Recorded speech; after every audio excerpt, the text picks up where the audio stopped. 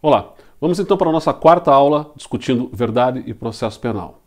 Já vimos nas nossas aulas anteriores que a doutrina traça uma divisão, de olhares. A doutrina tradicional costuma trabalhar com a ideia de busca da verdade real, a ideia de que eu teria uma verdade que seria alcançável através do processo penal, que é criticado por uma doutrina mais moderna com diferentes terminologias, mas fazendo sempre um contraponto sobre dois olhares, um histórico e um filosófico.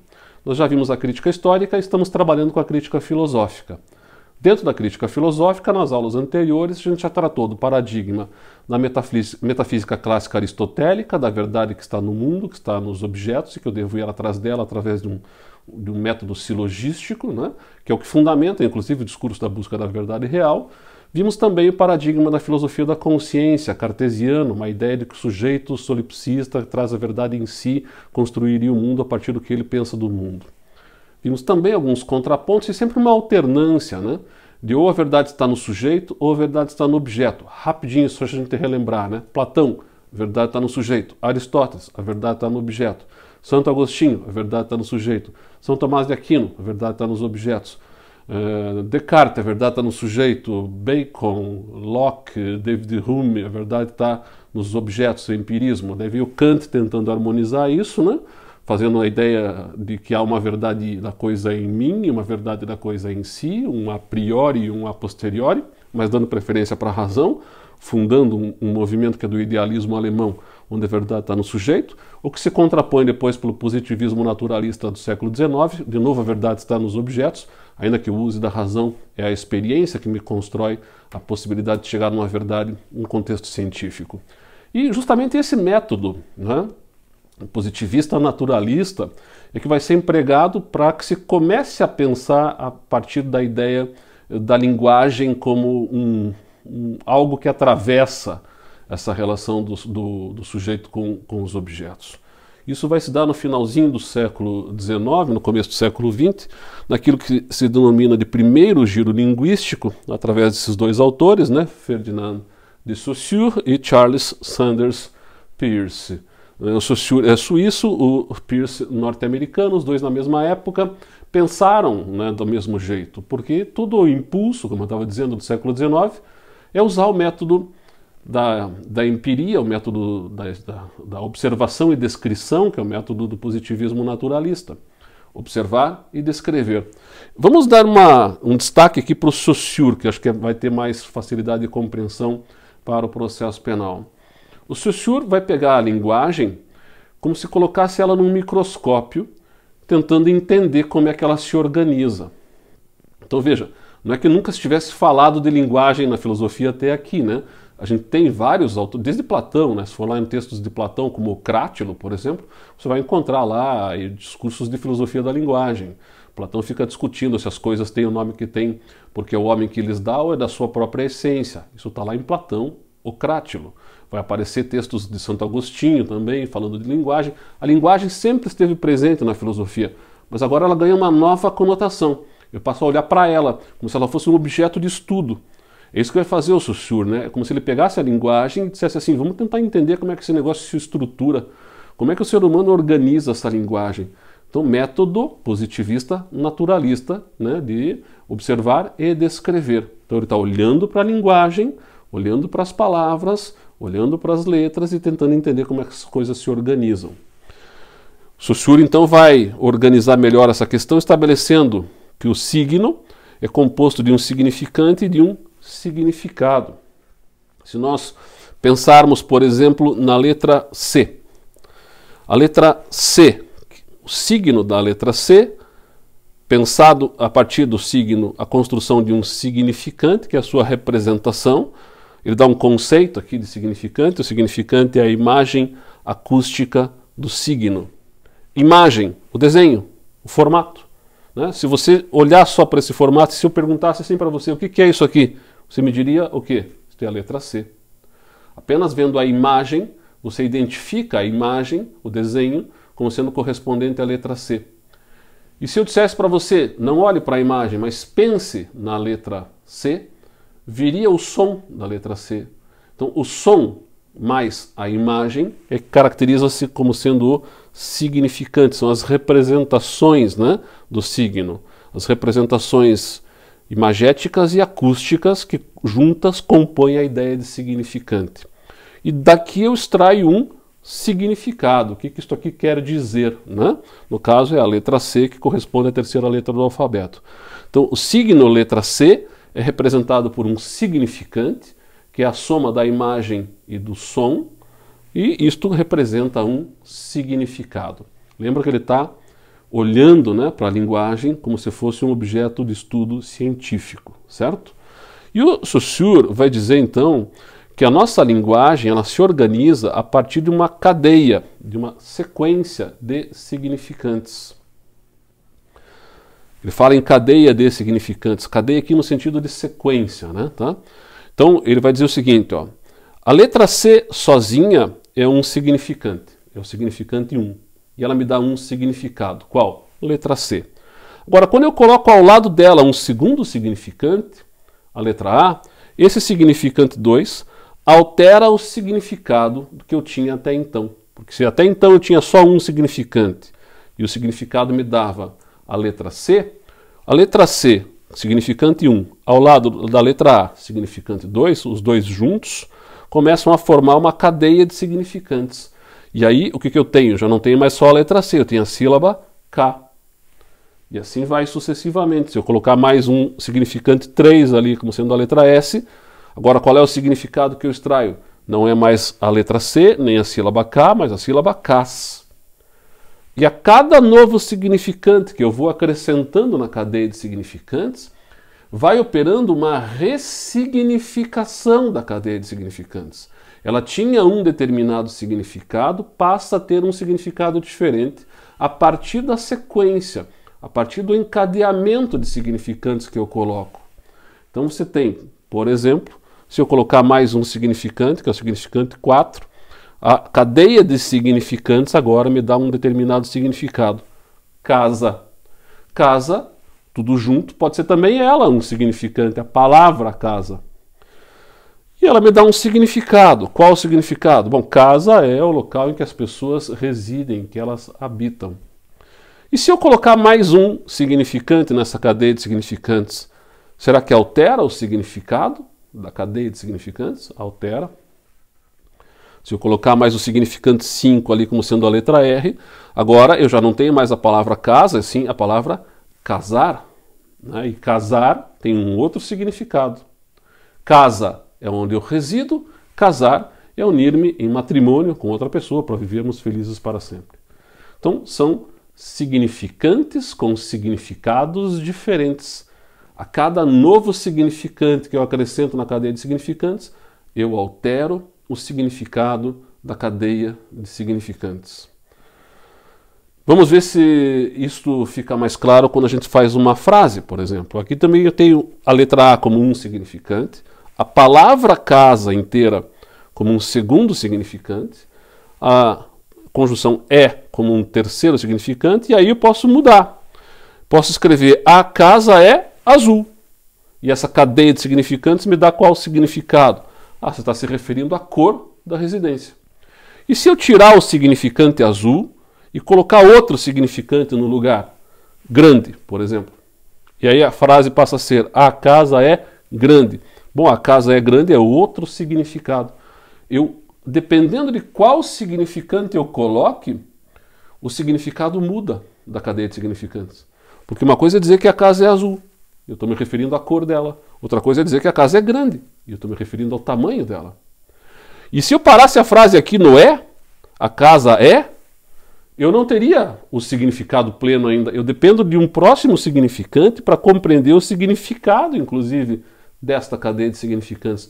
Porque não faz sentido dizer a casa é. A casa é o quê? Bom, não sei, depende do que você colocar como significante subsequente para dar um significado para esta cadeia de significantes. E a depender de qual seja o próximo significante, né, o significado será um ou será outro. Bom, se alguém não entendeu ainda, eu vou usar um exemplo que o professor Jacinto Coutinho costuma usar, até de certa forma extraído de Lacan. O Lacan tem um exemplo que não é dos melhores, mas o Jacinto aperfeiçoa, que é o seguinte: imagine que você, mulher, está numa balada, casa nova, noturna, acabou de inaugurar, está cheia de gente, ainda não tínhamos o coronavírus.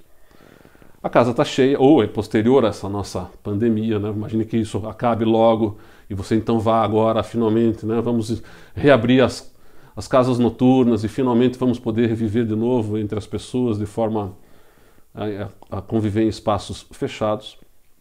Imagine então que você está nesse ambiente e você está apurado para ir no banheiro. E aí você pergunta, onde é que fica o banheiro? E a tua amiga que já conhece ali mais ou menos o ambiente diz, não, fica lá do outro lado. Tá vendo essa multidão aqui? Então é lá do outro lado. Você fica meio desesperada porque vai demorar para você chegar lá, mas enfim, você vai e vai rezando, né? Você vai rezando para que não tenha ninguém naquelas portas do banheiro. Você vai rezando porque você sabe que às vezes tem fila. Então você vai e vai dizendo, não vai ter ninguém, não vai ter ninguém, não vai ter ninguém, dá licença, não, e você rezou tanto, teu santo é tão forte que chegou lá no momento em que o local em que se encontram os banheiros não tinha ninguém, estava vazio. E aí você correu na primeira porta e você se deparou com este significante estampado na primeira porta. Tem um baita de uma letra M aqui. Você quer entrar no banheiro das mulheres. Esta é a porta que você vai abrir? Este significante, letra M, nesta porta, me dá todo o seu significado? O que significa essa letra M numa porta de banheiro? Bom, se eu tenho uma segunda porta e eu tenho esta primeira porta com a letra M, eu preciso ver o que está lá na segunda porta. Porque eu não consigo extrair todo o significado da letra M sem olhar a segunda porta, sem olhar um segundo significante. E a depender de qual seja o segundo significante, eu terei um ou outro significado dessa letra M nesta primeira porta. Se lá naquela segunda porta tiver a letra H, bom, aí eu compreendo que a letra M ao lado da letra H, numa cadeia de significantes, me significa que esta porta é a porta do banheiro das mulheres, porque H é homem, M é mulher. Mas e se na outra porta não tivesse a letra H? Tivesse a letra F? Bom, a letra M ao lado da letra F, em duas portas de banheiro, me permite dizer que M não é M de mulher, como eu achava que era. E sim, M de masculino, porque F é feminino. São cadeias de significantes que alteram o seu significado a depender de qual seja o segundo significante. E eu só tenho o significado pleno do que significa o primeiro significante quando eu olho o segundo significante. Professor, mas não era uma aula de processo penal? Pois então agora vamos puxar esse papo todo para o processo penal. O que eu tenho no processo penal? De novo invocando o professor Jacinto. Eu tenho um juiz que não conhece do processo, mas que precisa conhecer. E para conhecer, terá que se ilustrar a partir de quem já conheceu. Então o processo é uma mecânica de recognição, é uma tentativa de atualização do que aconteceu no passado no presente. Como é que isso se faz? Bom, trazendo a quem não conhece, mas que precisa conhecer, que é o juiz para poder julgar, provas que possam representar, que possam significar algo. Então veja, cada prova que eu trago para dentro do processo, ela é, por si só, isoladamente, um significante probatório. Eu ouço uma testemunha e o seu depoimento me dá um significado. O depoimento da testemunha pode ser lido como um significante, como um significante 1. Só que esse depoimento sozinho me dá um significado. E se eu ouço uma segunda testemunha? Opa, a segunda testemunha pode ressignificar o significado que eu tinha até então. Se com uma testemunha só a ideia que eu extraía era uma, com a segunda testemunha a construção do significado passa a ser outra. E assim se dará, a depender da terceira testemunha ou do objeto que eu coloque nessa cadeia de significantes probatórios. Testemunha A, testemunha B, testemunha C, documento D, perícia E, não é? Resultado probatório invasivo de uma interceptação de comunicação telefônica F, e por aí vai. Eu tenho uma cadeia de significantes probatórios no processo penal que eu extrairei, da qual eu extrairei, o juiz extrairá um significado. E a depender de qual seja esse significado, ele condena ou absolve. Então no processo penal o que eu tenho é uma cadeia de significantes probatórios, da qual o juiz extrairá ao final um determinado significado, podendo entender pela condenação ou pela absolvição. Mas perceba que não é uma discussão de verdade, hein? Tá? Não é exatamente uma discussão de verdade. A sentença do juiz pode corresponder à verdade do que ocorreu no passado? Pode. Mas eu não sei se é. Eu não sei se é. Na verdade, o que eu tenho aqui é um significado que o juiz traz. Se ele se convencer, para além de uma dúvida razoável, de que a cadeia de significantes probatórios me diz que o réu merece ser condenado porque um crime existiu e foi ele quem realizou a conduta, ele condena. E do contrário, ele absolve. Mas ele faz isso orientado pela leitura que se extrai de significado de uma cadeia de significantes probatórios. E é muito importante entender isso, porque às vezes até a sequência, quem eu ouço primeiro, quem eu ouço depois, pode mudar o significado que eu extraio no final. Se você tem testemunhas para rolar no processo, é melhor que você role uma testemunha que sabe todas as circunstâncias do fato primeiro, em comparação a outros que sabem só pedaços do fato, ou fazer o inverso. Ouvir primeiro aquela que só sabe um trechinho do fato, outra que só sabe um outro trechinho do fato, uma terceira que só sabe também um outro pedaço, para daí ouvir aquela que sabe tudo. Melhor é ouvir aquela que sabe tudo já de partida, porque vai formando na cabeça do juiz já um significado completo da cena, que depois é reforçado nos seus pedaços. Diferente se eu ouço pedaços, vou tendo dificuldade de extrair um significado completo, e de repente vem alguém que me fala tudo e eu digo, mas aí tá parecendo estranho esse depoimento. Se todo mundo só sabe um pedaço, como é que esse cara sabe tudo? Enfim, a forma, quem eu vou ouvir primeiro, qual será o significante 1, o 2, o 3 e o 4, também importa. E é importante também ter presente que a cada novo depoimento, a cada documento que eu faço juntada, a cada elemento probatório que eu acrescento na cadeia de significantes probatórios, eu posso alterar o significado da cadeia de significantes. Então é muito importante ter presente isso, porque isso é a maneira pela qual se estrutura, se organiza a forma de compreender o caso e de extrair um significado no final e decidir pela condenação ou pela absolvição. Muito bem. Esse primeiro giro linguístico depois sofrerá um segundo giro linguístico já no século XX. Primeiro com Wittgenstein, em 1922, do primeiro Wittgenstein, ainda tem um olhar muito da preferência para um discurso de correspondência. Depois nós vamos ter o Heidegger, com a obra Ser e Tempo, a ideia de um Dasein, de um ser no mundo, que vai representar a ideia de que a linguagem ela é introduzida como uma condição de possibilidade de compreensão do mundo, né? O Heidegger vai fazer essa compreensão de que o homem, quando nasce, ele é jogado, ele é lançado numa determinada faticidade que está ao seu redor, com a certeza de que vai morrer. Ele tem uma finitude, né? Ele tem uma temporalidade, ele tem uma existência temporal aqui, finita. Por isso, ser e tempo. E ele é um ser no mundo. Ele é um ser que leva em conta tudo que está ao seu redor. Ele é um ser que, quando é lançado e é jogado nessa faticidade, ele acessa essa realidade através de uma linguagem que o antecede.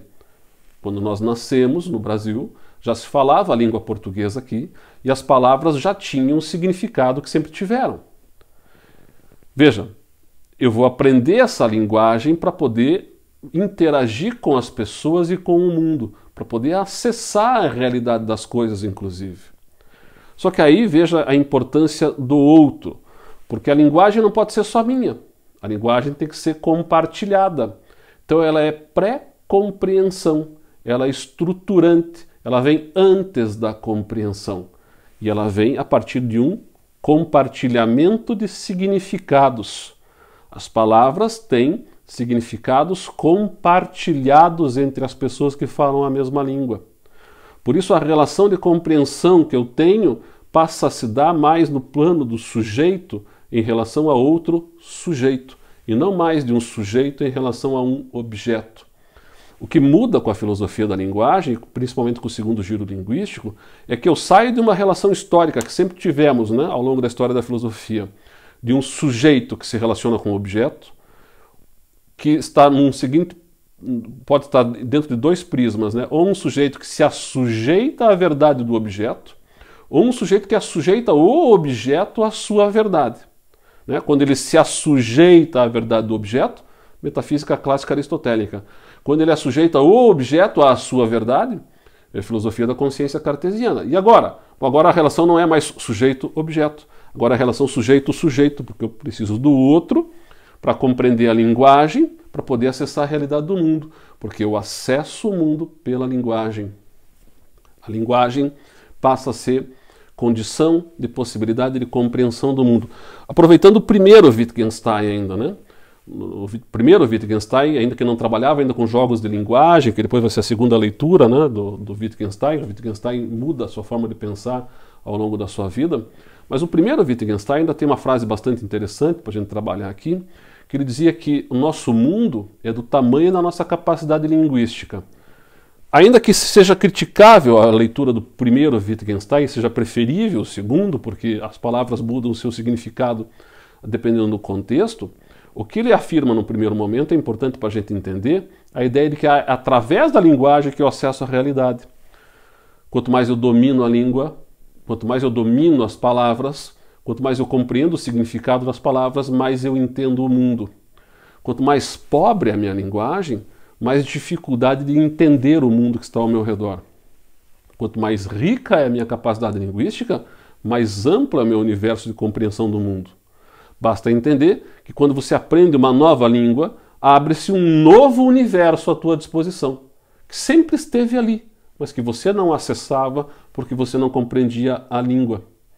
Então, através da compreensão de uma nova língua, abre-se um novo universo.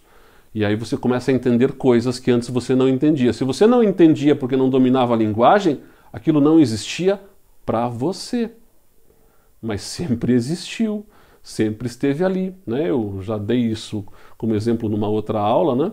E costumo sempre referir a cidade de Paris para ilustrar essa questão, porque Paris faz 200 anos que não muda a cidade, né? Ela está lá, 200 anos é igual, os prédios estão iguais, tal.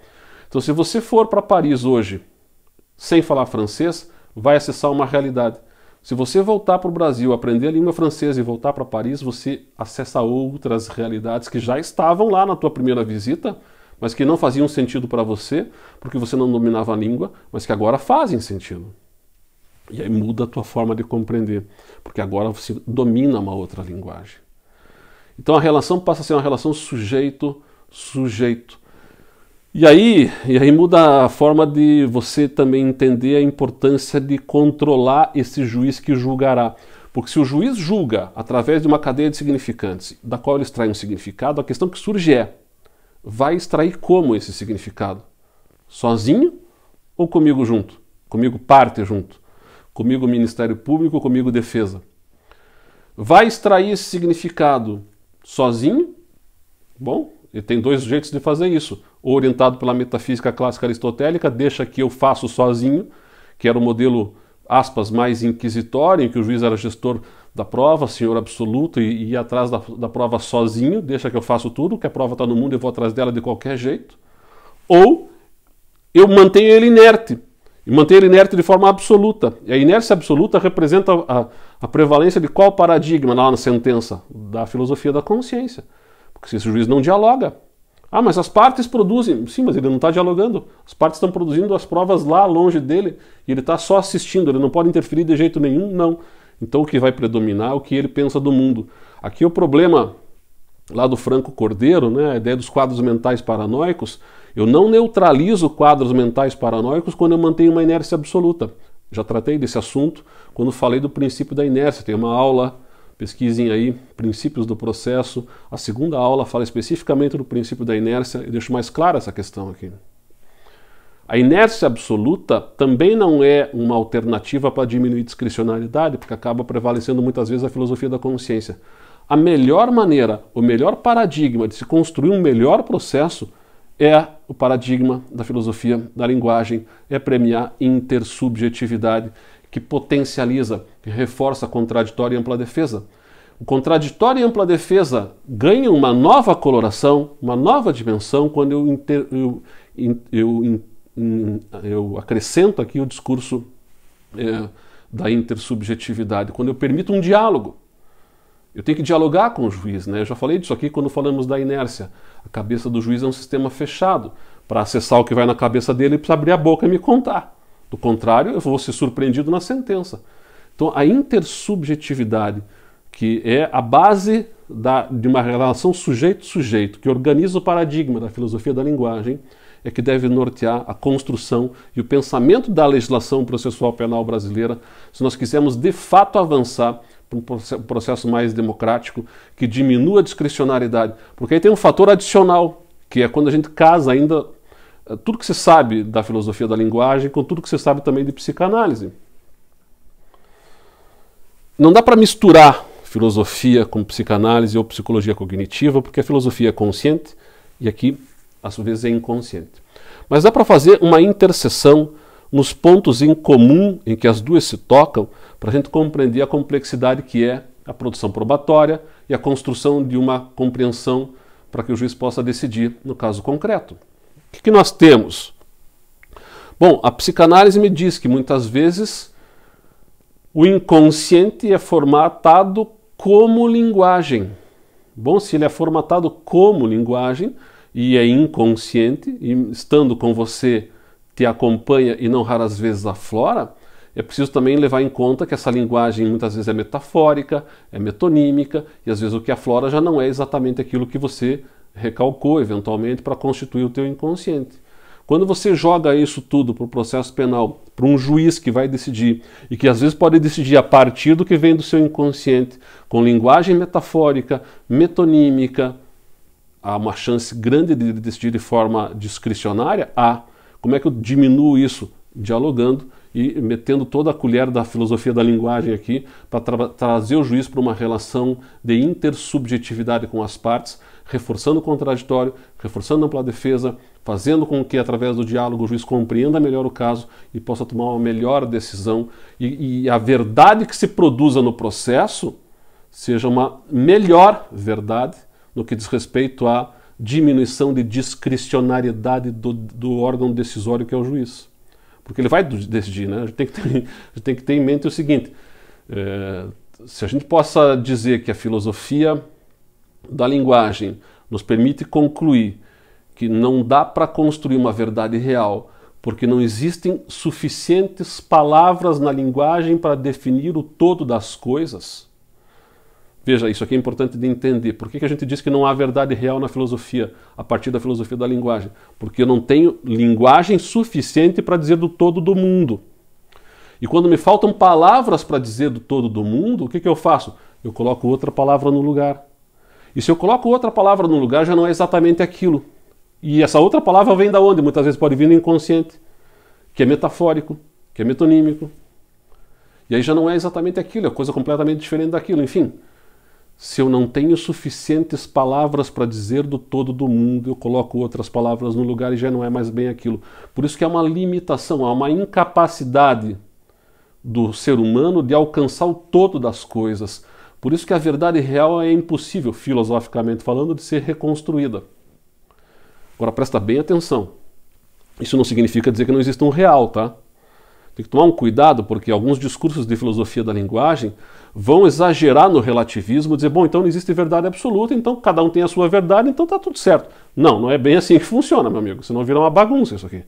Existem limitações linguísticas que não me permitem acessar o todo do mundo, através da linguagem, de reconstruir.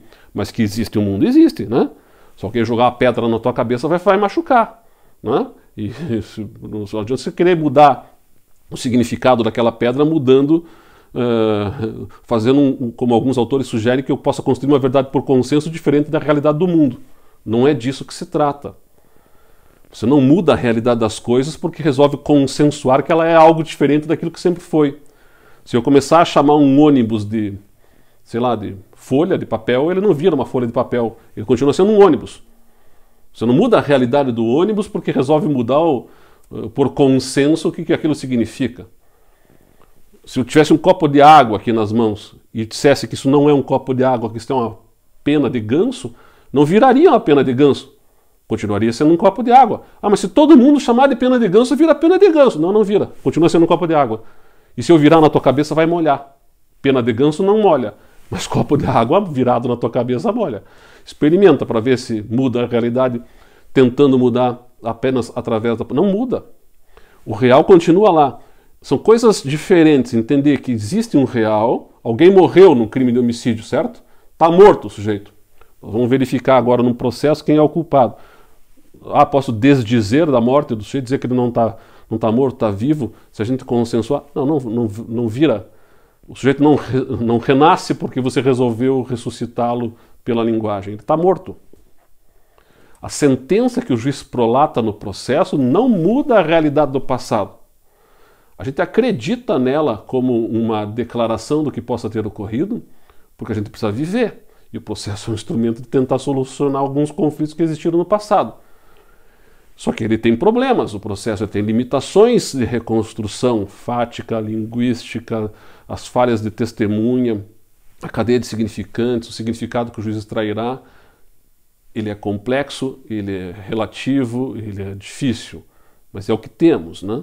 Se é o que temos, e se não há algo melhor para pôr no lugar, se é com isso que a gente vai ter que conviver com o processo, o que a gente tem que pensar é que nós queremos um melhor processo, um processo que diminua a discricionariedade daquele que vai julgar. Esse é o ponto.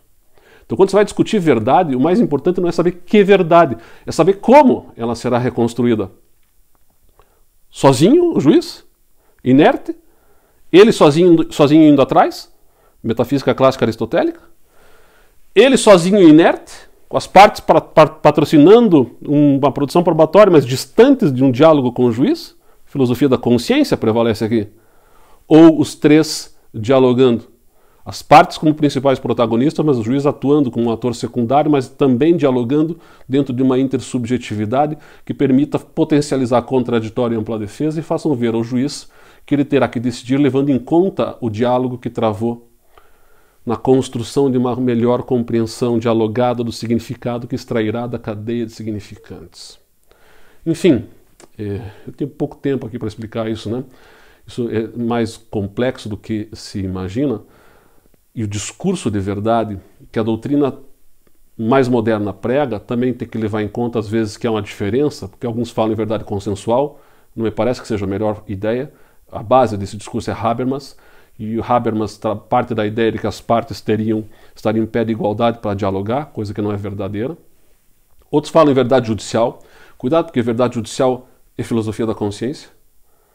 Verdade judicial é o que vai na cabeça do juiz, não é a melhor forma de pensar também. Outros falam em verdade analógica, uma tentativa de reconstrução análoga. Ok, a questão é saber como. O mais importante não é definir a adjetivação da verdade, é saber como a sentença será prolatada no final, porque teremos uma sentença no final. O juiz extrairá um significado de uma cadeia de significantes probatórios. A questão é saber, sozinho ou comigo junto. Então, me parece que a intersubjetividade deve nortear o processo. E com isso a gente encerra aqui essa discussão de verdade, que tem uma complexidade, né? Levando em conta que os discursos que relativizam demais não são adequados, existe um real, o que temos é uma dificuldade de acessar o todo pela limitação linguística, mas que existe um real, existe. No processo não é a verdade real que se produz, é uma verdade que se extrai de uma cadeia de significantes. A questão é saber como ele extrairá essa verdade, sozinho ou dialogando com as partes. Enfim, encerramos aqui. Eu sei que talvez não tenha tido a didática suficiente nesse curto espaço de tempo para explicar alguns pontos que são bem complexos, mas espero que tenha pelo menos dado uma luz aí de entender que o discurso ele é mais complexo do que parece, e talvez o mais importante do que discutir a verdade seja discutir como diminuir discricionariedade do julgador. Então é isto por hoje e ficamos aqui até o nosso próximo encontro.